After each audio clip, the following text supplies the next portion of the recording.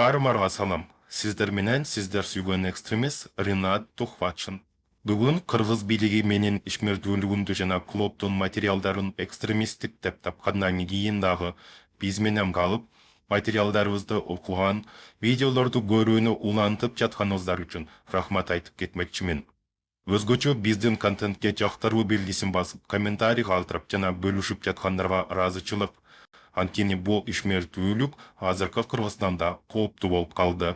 Аны менен катар биздин материалдарды көргөн, окуган, бирок лайк басып же бөлүшүп, тобокерчиликке барбагандарга дагы ыраазычылык айтам. Бүгүн кантип лайк баспастан эле бизге колдоо көрсөтүүгө болорун айтып берейин деп турам. Мен бул ыкманы үнсүз же көрүнбөгөн лайк деп атайм. Биринчи кезекте биздин видеону айтсаңыз, акырына чейин көрүңүз. Картышпаны окусамыз, акыркысына чейин окуп чыгыңыз.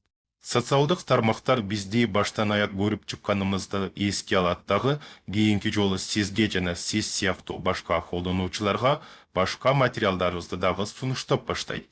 Ушул эле ыкманы экстремисттик деп табылган башка жыйынтыктар үчүн дагы колдонууга болот. Эркин медиаларды колдоонун дагы бир ыкмасы материалдарды көрүп чыккан соң соцтармактагы биздин эң тамганы басып, биздин баракчанын башкы бетине кирүү. Ушундай кадамдан кийин биздин дагы бир-эки материалды көрө аласыз. Үчүнчү ыкма.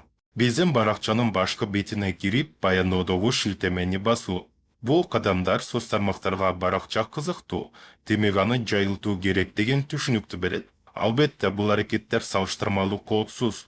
Анткени сиз кайсы баракка киргениңизди сизден башка эч ким көрө албайт. Колдооңуздар үчүн чоң рахмат. Бизди окуңуз, видеолорду көрүңүз. Биз сизден колдоо күтөбүз.